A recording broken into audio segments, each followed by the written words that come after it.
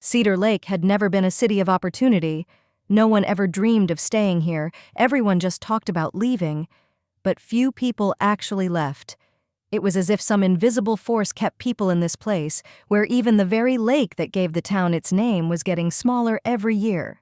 I, Maren Wansley, 22 years old, was among those who stayed.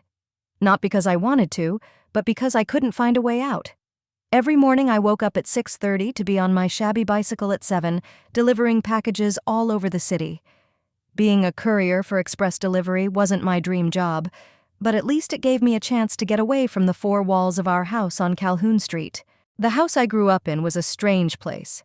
On the outside, it was a typical one-story house with peeling beige paint and a creaky porch. Inside, it was a battlefield where my parents, Lyric and Faye Wansley, were always the judges, and my sister and I were the opponents. Only those judges always knew who would win. "Maren, you've thrown your stuff all over the living room again." My mom pursed her lips, the way she always did when she wasn't happy with me, which was about 5 times a day. "Why can't you be neat like Tamsin?" Tamsin, my big sister, the perfect daughter, always smiling, always knew what to say, always got what she wanted. "Sorry, Mom," I answered habitually, picking up my tattered bag and jacket from the couch. "I just got home from work and wanted to grab a bite to eat." "Tamsin has a job, too, and it's okay. She finds time to clean up after herself," my father said, keeping his eyes on the newspaper. Tamsin worked as a pharmaceutical rep. She rode around doctors' offices in a jacket and skirt, perfectly styled and with a dazzling smile. She told doctors about new drugs, left them samples, and received a commission on every prescription. Her parents thought her job was prestigious. My job, in their opinion, was a temporary part-time job, even though I was in my 3rd year of doing it. "Is she coming today?" I asked, trying to make conversation. "Yeah, for dinner," my mom said, brightening up. She said she had some news. Tamsin always came with news. A promotion, a new car, a trip. Every time it was something that made my parents excited. Every time they gave me the, "Why can't you be the same?" Look, I walked into my room, a small one with faded floral wallpaper my mom had picked out when I was still a kid. Tamsin had long ago moved to her own apartment in downtown Cedar Lake, an accomplishment in itself, but her childhood room was still in perfect condition. It was where my parents took guests, proudly displaying certificates and photos of our oldest. My phone vibrated. A message from Orrin. Surviving out there? Orrin Paxton had been my only real friend since elementary school, the only one who saw through the facade of our happy family, the only one who knew what it was like to be Maren and not Tamsin. "The usual. Dinner with Her Majesty tonight," I replied. "Hang in there. I'm around if you need me." I lay back on the bed and stared up at the ceiling. Somewhere in the back of the house, my mother was starting to cook, surely something special. Tamsin's favorite dish. It had never been made for me. The doorbell rang at 6 p.m. sharp. Tamsin was as punctual as ever. "Mom! Dad!" Her voice rang through the hallway. I could hear her parents rushing over to hug her. After waiting a few minutes, I left the room. Tamsin stood in the center of the living room in an immaculate cream suit with a string of pearls around her neck. 28 years old, and she looked 35, and that was a compliment in her world. "Ah, Maren." She noticed me and smiled her rehearsed smile. "How are you doing, sis?" "Fine," I shrugged. "Still riding your bike?" I could hear the faintest bit of mockery in her voice. "Still. You should finally get a car." She shook her head. "You're a big girl and you drive like a teenager. You need money for a car, Tamsin, so earn it." She shrugged, as if that was the most obvious solution. Mom hurried to intervene. "Girls, let's get to the table. I made your favorite salmon pie, Tamsin." At dinner, as usual, it was Tamsin who did most of the talking. About her clients, about her new line of drugs, about the conference in Chicago to which she was being sent next month. My parents listened with their mouths open, asking questions, aghast and admiring. I ate my pie in silence. "What's new with you, Maren?" my father suddenly asked when Tamsin paused. It was such a rare display of interest that I was confused. "Nothing much. I'm working. I'm thinking about taking an online course in graphic design." "Graphic design?" Dad frowned. That's not serious. Why not? I could. You should have gone to school for something real, Mom interrupted. Tamsin got an education and look how well she's doing. I wanted to say that they were paying for Tamsin's education, and I was told that the family couldn't afford another degree. But I didn't say anything. We've had this conversation 100 times. Speaking of news, Tamsin set her fork aside and dabbed at the corners of her lips with her napkin. I have several. She paused dramatically. Mom and Dad stepped forward. First, I've been offered the position of regional manager. That means I'll have a team of representatives under my supervision and, of course, a raise. Honey, that's wonderful. My mom's hands are splashing. We're so proud of you. Dad smiled. But that's not all. Tamsin paused. I've got my eye on a house in Lakeshore Heights. Lakeshore Heights was Cedar Lake's most exclusive neighborhood. Doctors, lawyers, and business owners lived there. A house? In Lakeshore Heights? Mom looked like she was going to faint from happiness. Yeah, it's a 2-story with a view of the lake. I put a down payment on it last week. But it must cost a fortune. Dad shook his head, but there was pride in his voice. I can afford it, Dad. Tamsin smiled. And I want you to move in with me. There was silence. I almost choked. Move in with you? Mom asked again. Yes, there's plenty of room for everyone. You'll be able to sell this house and finally have a normal life. I know you're in not the best financial situation. That was true. My parents were struggling to make ends meet. Dad worked as an accountant for a construction company. Mom worked part-time as a receptionist at a dental clinic. They were always complaining about bills and loans. You're so generous, daughter. Mom blotted her eyes with a tissue. What's going to happen to Marin? Dad suddenly asked, glaring at me. Tamsin turned to me. You can move too, of course, if you want to. I knew that tone. If you want to really meant, I hope you say no? I'll think about it, I replied, even though I knew I'd never move into Tamsin's house. I'd rather live in a cardboard box under a bridge. The evening continued. Tamsin showed pictures of the house on her phone, and my parents oohed and awed. I was helping Mom clear the table when the doorbell rang again. Dad went to open it, and after a minute I heard his tense voice. Faye, can you come over here? Mom wiped her hands and hurried into the hallway. I looked out of the kitchen. A man in a suit stood on the doorstep with a file in his hands. Mr. and Mrs. Wansley? His voice was dry and formal. My name is Gareth Lundy, representing First National Bank. I'm afraid we have a problem with your mortgage loan. My father's face turned pale. What kind of problem? We made the payment last week. It's not about the current payment, sir. The issue is that you are 3 months in arrears, plus delinquencies on a second and third loan secured by the same property. The total amount owed is $82,000. What? Dad's shaking. What second and third loans? We only have a mortgage. According to our documents. The man opened the folder. You took out an additional loan against the house 2 years ago and another one 8 months ago. Here are copies of the contracts with your signatures. He held out the papers. My father took them with trembling hands. There must be some mistake. What's going on? Tamsin walked out into the hallway, her eyes narrowed at the sight of the man. The bank claims we have some additional loans secured against the house. Mom looked confused. Mr. and Mrs. Wansley, the bank representative continued, I'm afraid that if the debt is not paid within 30 days, we will be forced to begin foreclosure proceedings on your home. But we didn't make those loans, my father was almost shouting. Your signatures say otherwise, sir. Here's the notice. He held out another document. Have a good evening. He walked away, leaving us in a daze. Father stared at the papers, his hands shaking. Lyric, what does this mean? Mom's voice trembled. Could we lose the house? I don't understand. Dad slumped into a chair in the hallway. I didn't sign those papers. Let me see. Tamsin took the papers and began to study them. Her face grew more and more tense.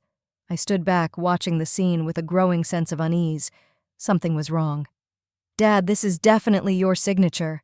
Tamsin pointed to the document. Mom's too. It can't be. Her father shook his head. I would have memorized it if I'd taken out a loan for $80,000. Maybe you've forgotten? Tamsin spoke cautiously. Or, she turned to me suddenly, or someone could have forged your signatures. I froze. What do you mean? Marin, you had access to your parents' papers. Her voice was calm, but her eyes were cold. You're the only one in the house at all times. Are you accusing me? I couldn't believe my ears. I'm just stating a fact. And another fact is that for the last 2 years, you've been asking your parents for money. For school, which would have cost $1,500, not $80,000. How do we know what you were really spending the money on?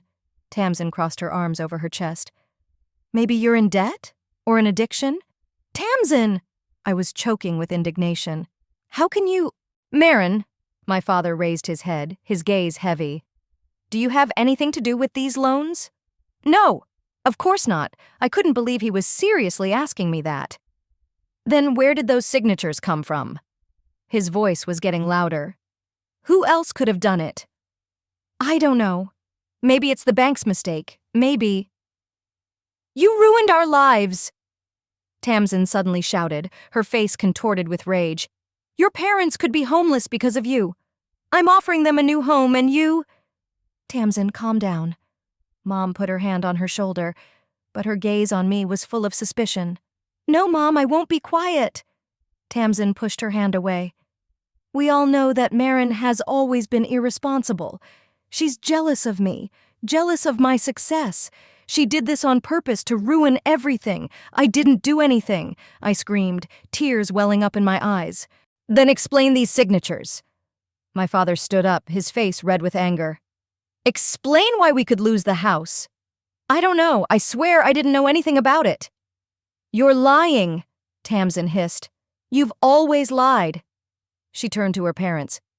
It's clear. She took out those loans by forging your signatures, and now you could end up on the street because of her. It's a good thing I suggested you move in with me. At least you'll have a roof over your head. Marin, how could you? Mom looked at me like I was a stranger. Mom, Dad, please believe me, I begged, tears streaming down my cheeks. I didn't take anything. I didn't forge any signatures. Then who did? My father's voice was icy cold. Ghosts? I don't know. Maybe it's some kind of mistake. Maybe— Stop lying! Dad slammed his fist on the wall. I don't want to hear any more of your excuses. We could lose everything because of you. Dad, no, I can't believe you anymore. He shook his head. I want you out of this house. I want you out of this house now. What? I couldn't believe my ears. You heard your father. Tamsin looked at me with triumph in her eyes. Pack your things and leave. You can't just kick me out. I looked at my mom for support, but she looked away. Yes, we can. My father was adamant. This is our home, and you're not part of this family anymore. His words hit me like a slap in the face. Not part of the family. I looked at their faces, the angry face of my father, the look on my mother's face, the triumphant face of Tamsin, and I knew they'd already passed judgment. They believed her over me. They always do. Okay. I wiped away the tears. I'll leave. I went to my room, pulled out my backpack, and started throwing things into it. My hands were shaking, my heart was racing. I couldn't believe this was happening, that they could so easily believe that I was capable of something like this. When I walked out with my backpack and bag, no one tried to stop me. Tamsin stood with her arms crossed over her chest, a faint smile on her face. My parents were silent, not looking at me. I'm innocent, I said, standing at the door, and one day you'll regret it. No one answered. I walked out, closing the door behind me. It was getting dark outside. I pulled out my cell phone and dialed Oren. Hi. Her voice sounded sleepy. How was dinner? Terrible. My voice shook. I just got kicked out of the house. What? She woke up instantly. What happened? It's a long story. Can I come over to your place? Sure. Where are you now? Out in front of the house with my stuff. Wait, I'll come get you. I sat on the porch of the neighbor's house, in the dark, away from the windows of my parents' house. There was an emptiness inside me. I looked at the house I grew up in and realized I would never go back there again. They chose Tamsin. They always do. The headlights of Oren's car appeared 15 minutes later. She jumped out of the car and hugged me. "Oh my God, Marin, what happened? Tamsin accused me of forging my parents' signatures and taking out loans against the house. Now they're about to lose it, and somehow it's my fault." "What? That's absurd." "Not to them, it isn't. They believed her. They always believe her." Orrin helped me load my things into the trunk. "Let's go to my place. We'll sort all this out." I got into the car and took one last look at the house. I could see the silhouettes of my parents and Tamsin in the living room window. They hadn't even looked out to see if I'd left. They believed her when she yelled, "You ruined our lives," I whispered, feeling the tears running down my cheeks again. They didn't even question it. "We'll prove you're innocent." Orrin squeezed my hand. "I promise." The car moved, taking me away from the house that was no longer my home, from the family that had just given up on me. I didn't know what would happen next, but one thing I knew for sure was that nothing would ever be the same again. Orrin's apartment was tiny, a one-room den on the third floor of an old brick building on the outskirts of Cedar Lake. The couch in the living room, which was now my bed, was squashed in the middle, and the kitchen was a narrow passageway with a refrigerator, stove, and sink lined up along the wall. But right now, the place felt like a sanctuary to me. It had been 3 days since the night my family kicked me out of the house. 3 days in which I woke up with my eyes swollen with tears and a feeling of emptiness inside. 3 days where every sound of the phone made my heart skip a beat, hoping it was my parents coming to their senses and wanting to apologize. But they didn't call.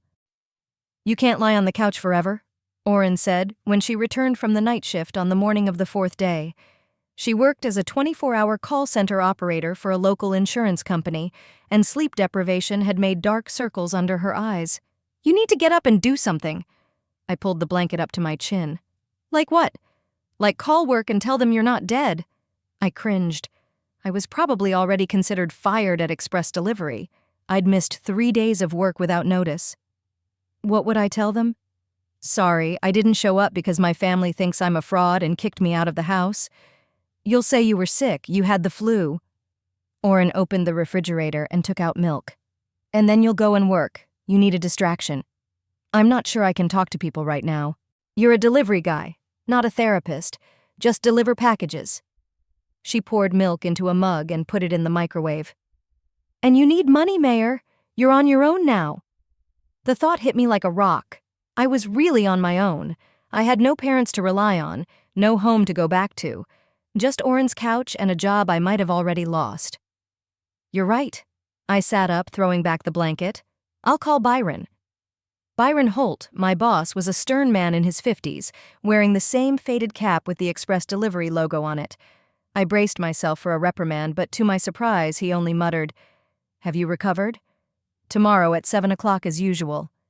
"Yes, sir. Thank you." I couldn't believe I'd gotten off so lightly. "Dallin took your route, but she's got her own clients on fire, so come on back." I hung up the phone and looked at Orrin. He didn't even fire me. "See?"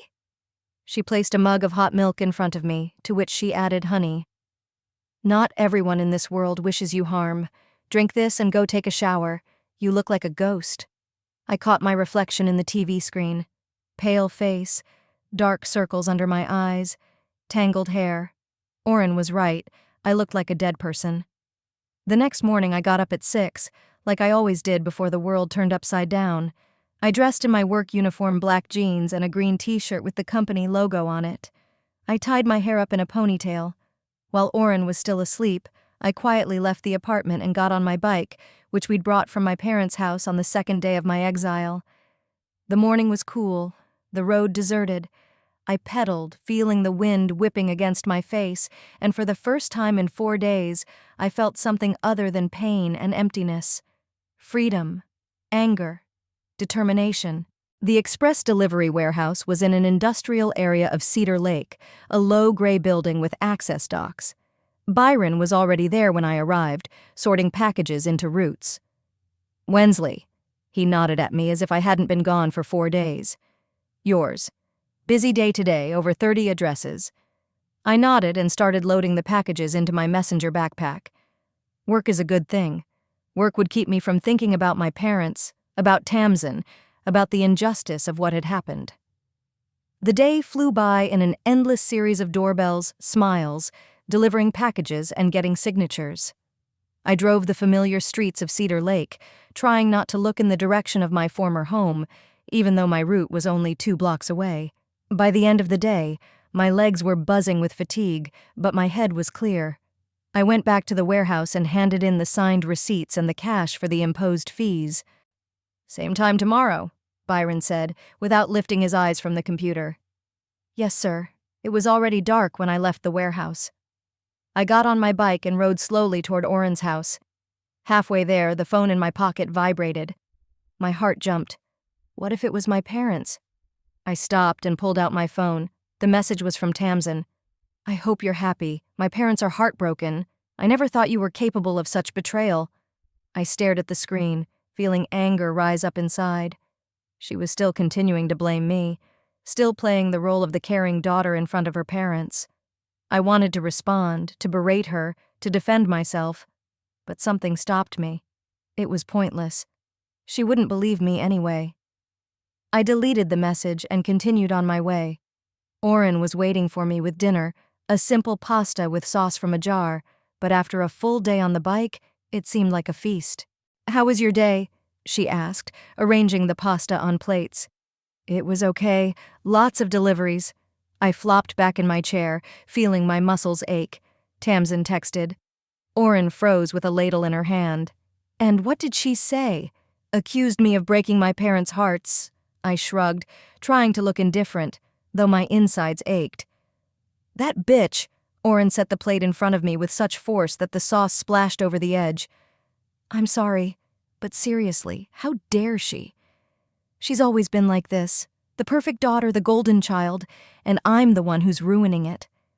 We ate in silence for a while. Then Oren put down her fork and looked at me.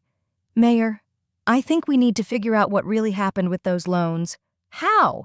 "My parents don't believe me. The bank says there are signatures." "The signatures could be forged. And you know what? I can't help but think that Tamsin was too quick to blame you, like she was ready for it." I looked up. "Do you think she—" "I don't know, but you said the new house she bought cost a fortune. Where did she get that kind of money? Yeah, she makes good money, but not enough to buy a house in Lakeshore Heights.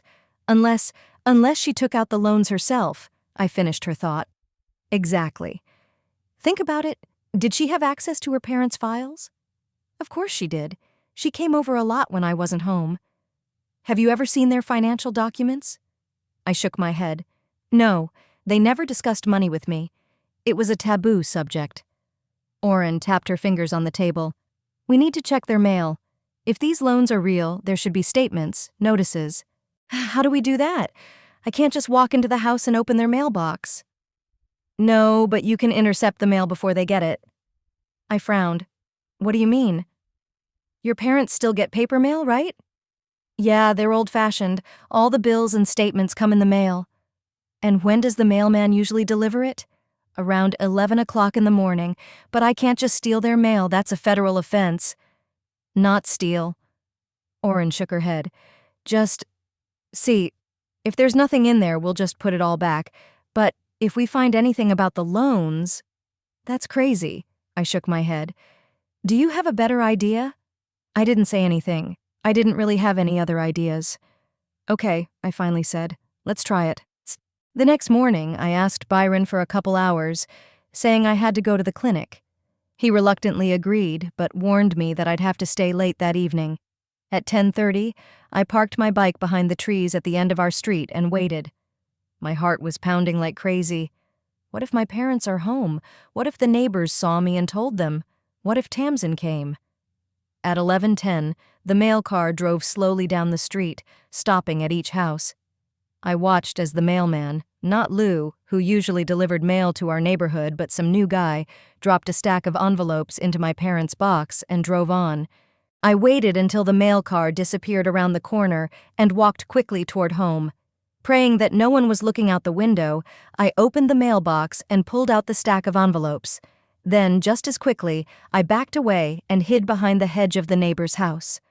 My heart was pounding so loud I thought I could hear it across the street. I quickly looked through the envelopes. An electric bill, an advertisement, a catalog of gardening tools, another advertisement, and suddenly an envelope with the logo of First National Bank, the very same bank whose representative had come the night of my banishment. I hesitated only a second before opening it. A credit account statement. I ran my eyes over the lines of numbers until I came across the transaction details section, and there, in black and white, it read, Cash withdrawal, branch 17, Tamsin Wansley, trustee. I reread that line 5 times, not believing my eyes. Tamsin. Her name was right there. She was withdrawing money from her parents' credit account. I looked at the rest of the statement. Several more cash withdrawals, all in large sums, all Tamsin Wansley. Oh my God, I whispered. I folded the statement back into the envelope and was about to return everything to the mailbox when I saw my father coming out of the house. I pressed myself into the hedge, praying he wouldn't see me. He walked over to the car, got in, and drove off without even glancing in the direction of the mailbox. I waited until the car was out of sight, and then I rushed to the mailbox and returned all the envelopes except the bank statement, which I hid in my jacket. Then I jumped on my bike and raced away. Orrin was at work when I got back to her apartment. I sat down at the kitchen table and spread the statement out in front of me, studying every line. There was no doubt about it. Tamsin was withdrawing money from her parents' credit account. Large sums, once every month or two, for the past 2 years. The total amount of all the withdrawals roughly matched what the bank representative had said, $82,000. But how had she done it? How was she able to take out a loan in her parents' name? And then I remembered. 3 years ago, when my parents had gone on a 2-week cruise, the only vacation they'd been able to afford in years, they'd given Tamsin power of attorney, just in case something happened to the house or they needed to deal with any urgent issues. They offered to include me as well, but Tamsin said I was too young and irresponsible. She must have used that power of attorney to take out loans on their behalf, and then blamed me when it all came out. I didn't know whether to cry or scream with rage. My own sister hadn't just stolen from our parents. She'd framed me, knowing it was easier for them to believe I was at fault than her. I took a picture of the statement on my phone, and then a few more pictures of specific lines with Tamsin's name on them. Then I put the statement on the table and stared at it, wondering what to do next. When Orrin came back in the evening, I showed her the find. "Holy shit," she whistled, looking at the pictures. "So it really is her. Your sister ripped off your parents and blamed it on you." "Yeah," I nodded, still not fully believing that Tamsin could do such a thing. "What are you going to do?" I was silent for a long moment before I answered. "I'm going to send this to my parents. Let them know the truth." "Will you go to them?" "No," I shook my head. "I'll just send the pictures. No commentary." "But don't you want to see their faces when they realize what a mistake they've made?" Orrin looked at me puzzled. "I do, but I'm not sure they'll admit their mistake," I grinned bitterly. "They'll probably find a way to make excuses for Tamsin. They'll say she was doing it for a good cause, or that she was going to get the money back, or something like that." "Then why send it at all?" I shrugged. "Because it's the truth. And they need to know it, even if they don't want to admit it." Orrin sat down next to me and put her arm around my shoulders. "I'm proud of you, Mayor. You're better than all of them put together." I felt tears come to my eyes, but I held them back. I'd cried enough this week. We decided that I would send the pictures the next day. I would keep the original discharge as proof if I ever needed it. The next morning, before I left for work, I composed a short message to my parents. "I found this in your mail. Look closely at the name under transaction details." I attached the photos and hit send, feeling strangely calm. Whatever happened next, the truth was on my side. All day, while delivering packages, I waited for a call or message from my parents, but the phone was silent. By evening, I started to get nervous. Maybe they hadn't gotten the message. Or did they get it but didn't believe it? Or worse, believed it but decided it didn't make a difference. When I got back to Orrin that evening, she noticed my mood. "They didn't answer?" I shook my head. "Nothing. It was like I'd sent a message to nothing." "Give them time." Orrin squeezed my hand. "It's not something to take lightly. Their favorite daughter turned out to be a thief. Or they just thought I faked the discharge." I grinned. I'd be fine, in their opinion. They can't be that blind. They can be, I shrugged. They always have been. We sat in silence, staring at the TV but not seeing what was on. My mind was spinning with thoughts of my parents, of Tamsin, of the betrayal that seemed to permeate my whole life. Around 10 p.m., my phone finally rang. My father's number. I stared at the screen, hesitant to answer.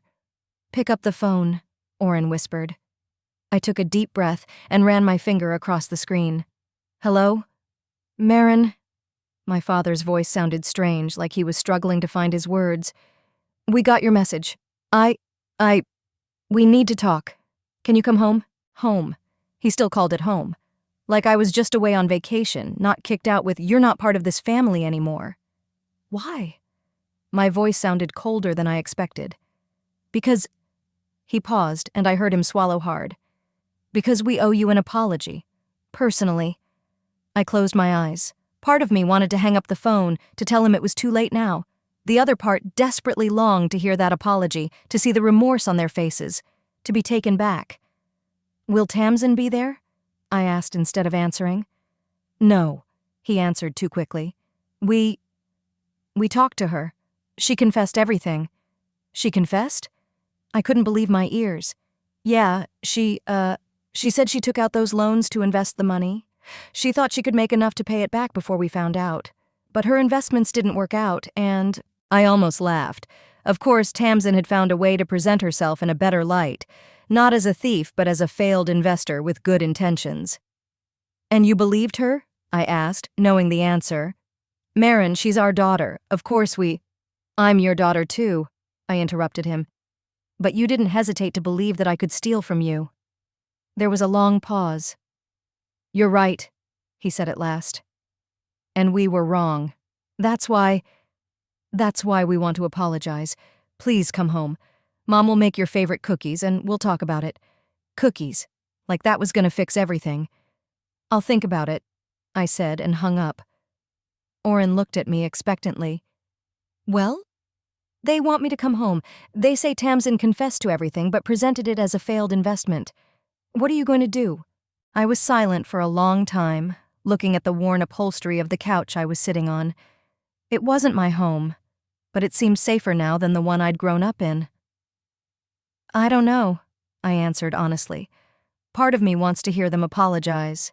The other part of me is afraid it will happen again, that they'll side with Tamsin again if they have to choose. "Whatever you decide, I'll support you." Orrin squeezed my hand. "But remember, you don't have to forgive them just because they're your parents." I nodded, feeling the resolve growing inside me. Orrin was right. I didn't have to forgive them, and I didn't have to go back home where I was never truly accepted. "I'll think about it," I repeated, this time more to myself than to her. The phone vibrated again. A message from my mom. "Marin, honey, please come over. We're terribly sorry to you. We have a lot of explaining to do. We miss you so much."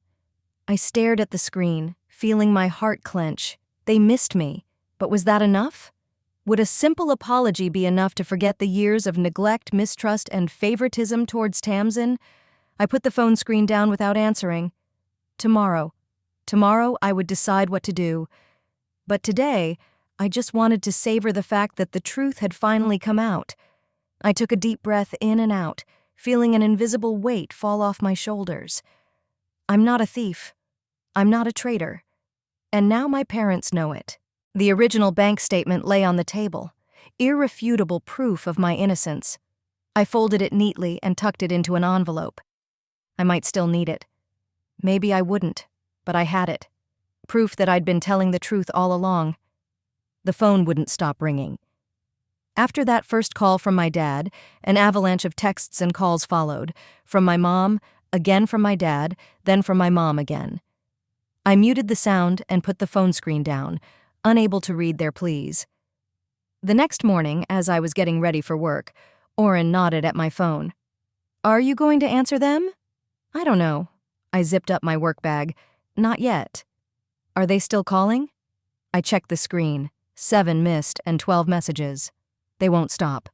"What are they texting?" I reluctantly opened the messages, a string of apologies, promises, assurances of love. all the things I'd waited years for. That they'd made a terrible mistake. That they loved me. That they wanted to make things right.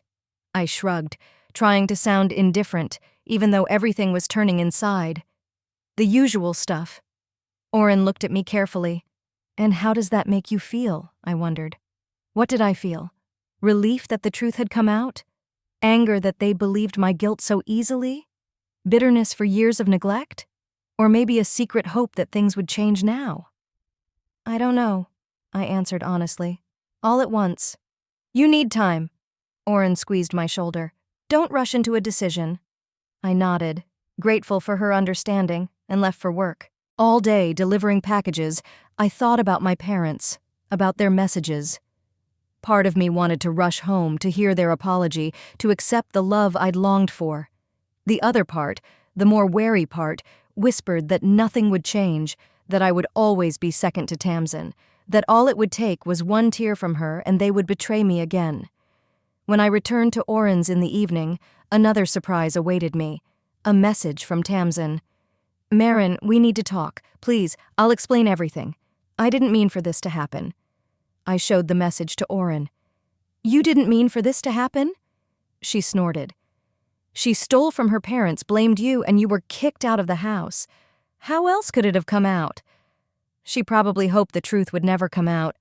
I deleted the message. You're not going to answer her? No, not yet anyway. We sat on the couch, staring at the TV but not seeing what was on. My thoughts revolved around family, betrayal, and the wound that never seemed to heal. You know, Oren finally said, you don't have to forgive them just because they apologize. I turned to her. What do you mean? I mean that they betrayed you. They chose Tamsin without even listening to you. They kicked you out of the house. She paused. And it's not the first time they've done that. This isn't the first time they've kicked me out. I tried to make a joke. It wouldn't be the first time they chose her over you, Oren replied seriously. It's not the first time they've made you feel guilty. It wouldn't be the first time they made you feel like you weren't good enough. I remained silent, amazed at the precision of her words. Yes, it wasn't the first time. All my life I'd been troubled, not trying hard enough, not as successful as Tamsin. All my life I've been trying to earn their approval that they so easily gave her. Do you think I shouldn't go back? I asked quietly. I think you should decide what's best for you. Oren took my hand.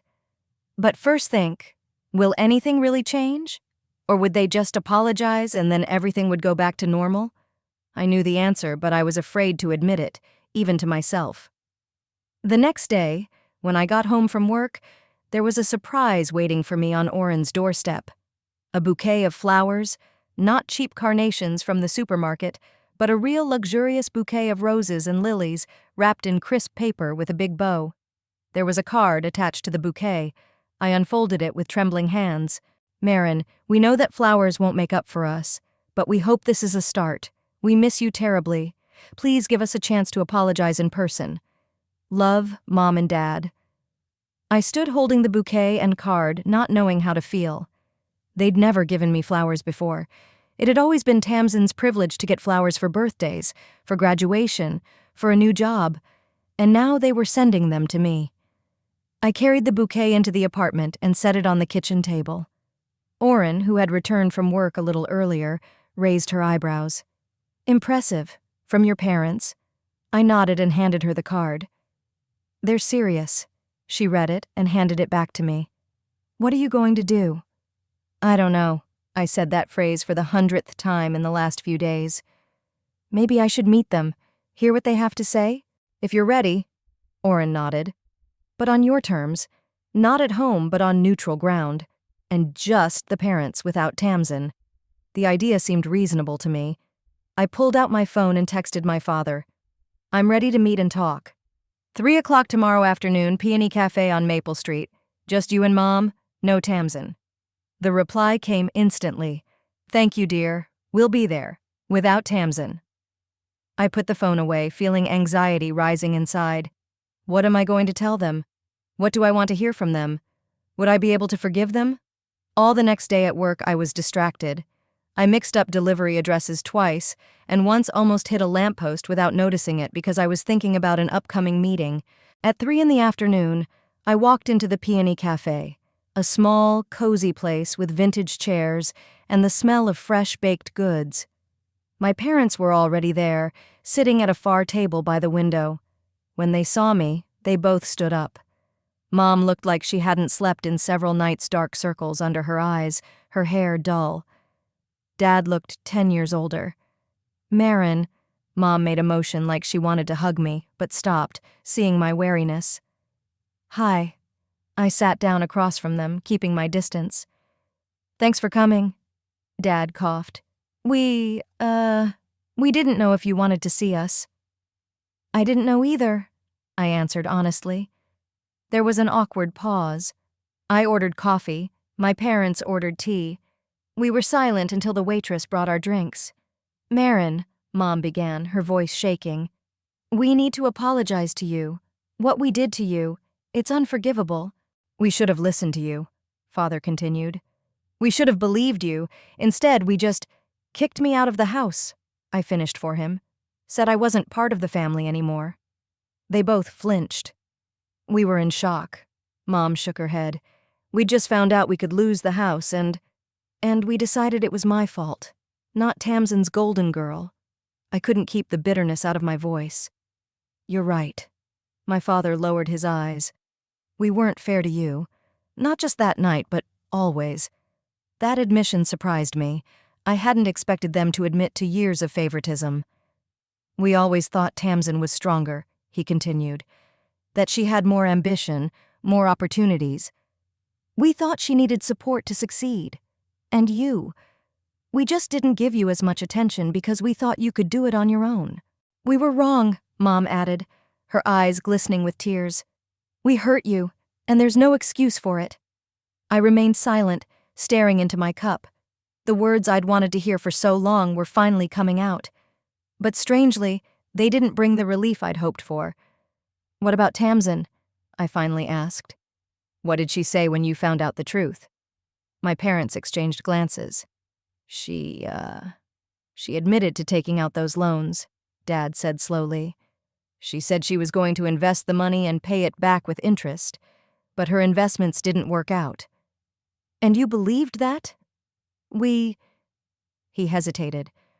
We want to believe that she didn't mean to hurt us. I grinned bitterly. Of course. Even now you're making excuses for her. Marin, she's our daughter. Mom reached across the table, trying to touch mine, but I pulled away. And so are you. We love you both. But she's always gotten more love, right? I looked right at them.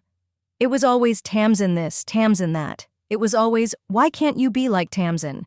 And even now, when she's robbed you of $80,000 and framed me, you're still looking for excuses for her. We're not making excuses for her. Father shook his head. What she did was unforgivable, especially the way she accused you. We stopped talking to her, Mom added quietly. After we found out the truth. That surprised me. I hadn't expected them to really turn their backs on Tamsin. For how long? I asked skeptically. Until her first tear? Until the first, I'll get better, I promise? We understand your distrust, my father sighed. We haven't earned your trust, but we want to earn it. We want you to come home. Home.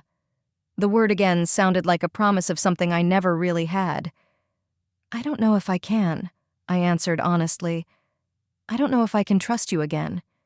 We understand. Mom nodded, tears streaming down her cheeks. We'll wait as long as it takes. Just don't close the door at all, okay? I nodded, unable to utter a word.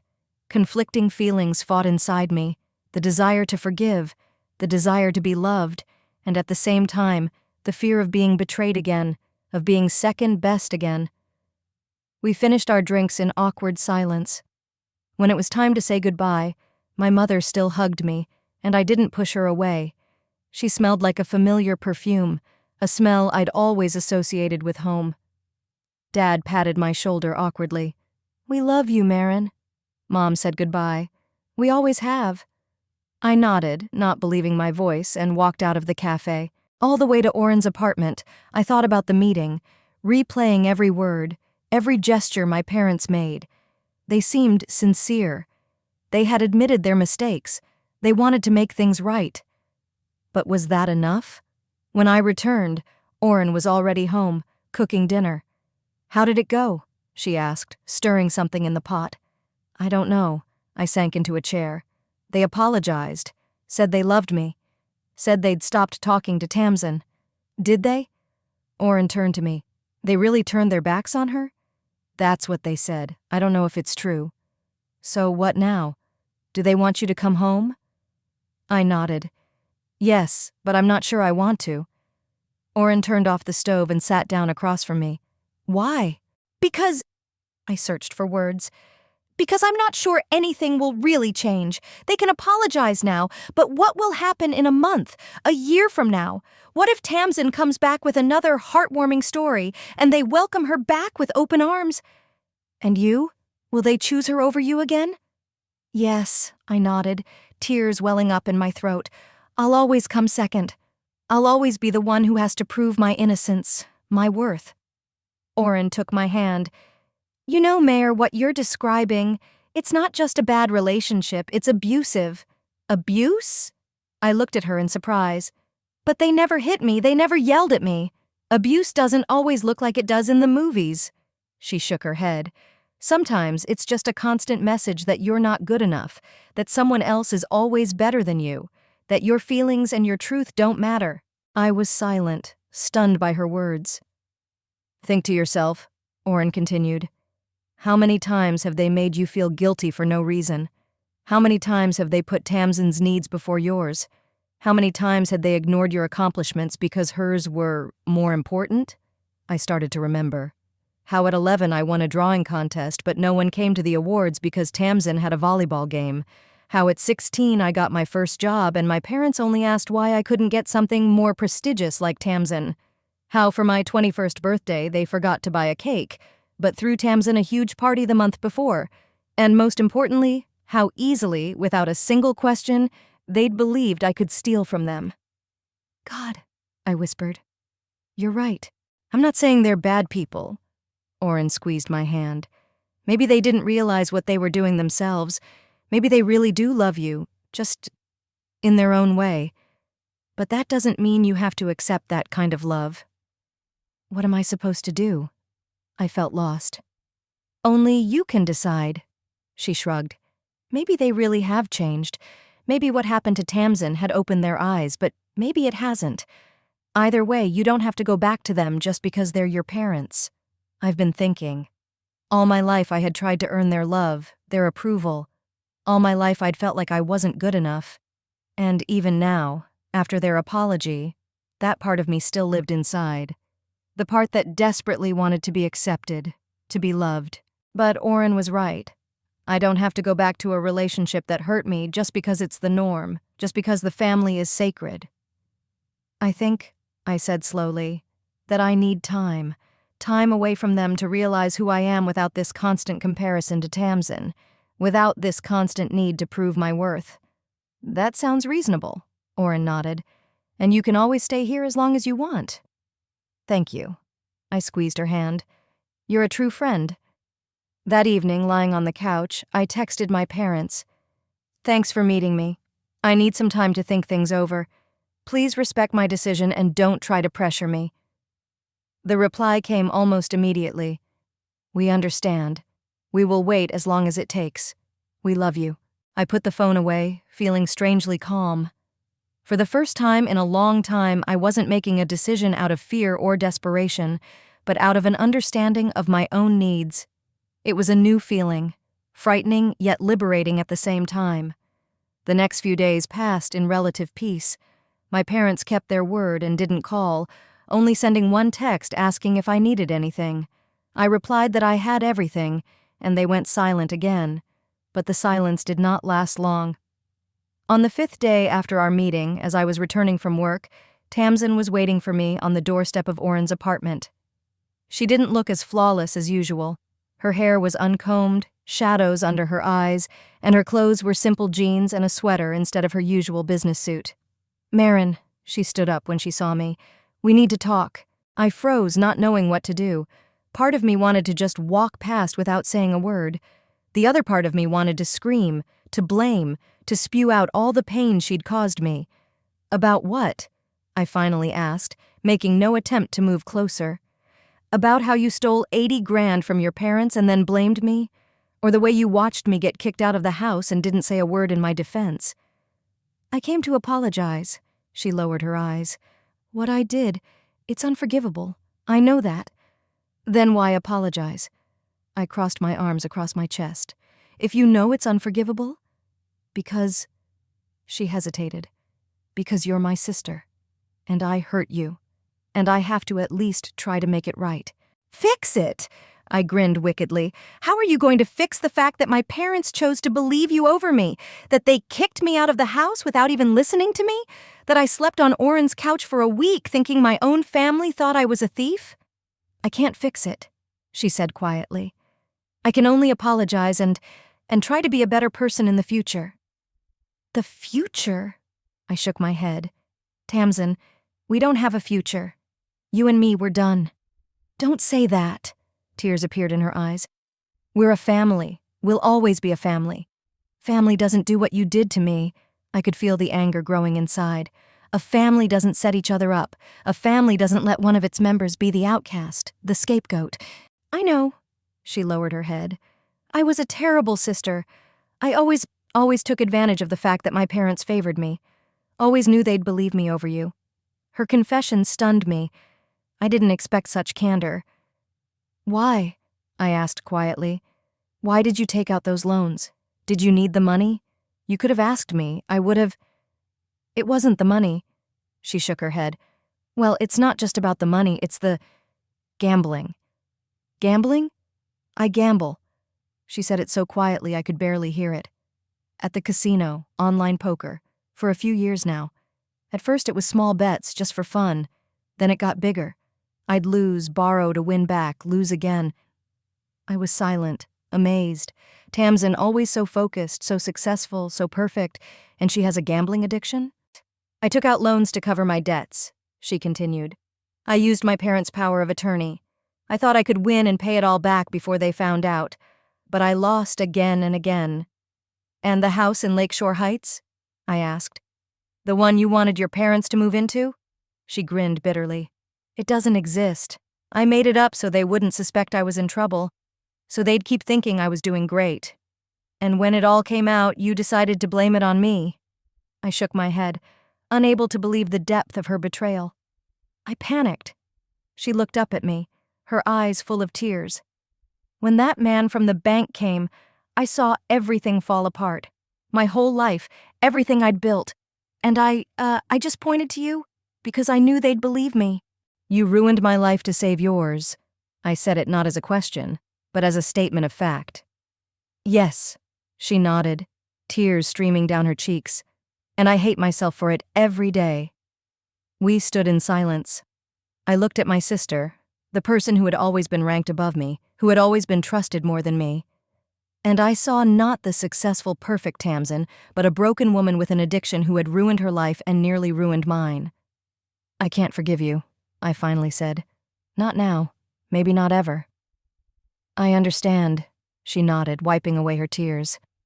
I just wanted you to know the truth, and that I'm truly sorry. Okay, I nodded. I know now. She made a movement as if she wanted to hug me, but stopped, seeing my stillness.